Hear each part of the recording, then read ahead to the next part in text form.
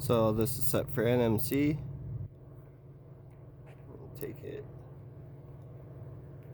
move the solder over here.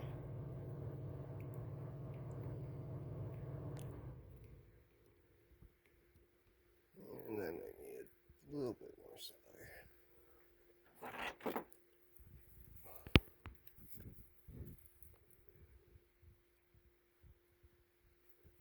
Boom. Now it's set to LTO. You can see that the NMC and center pad are separated, and the center pad is connected to LTO.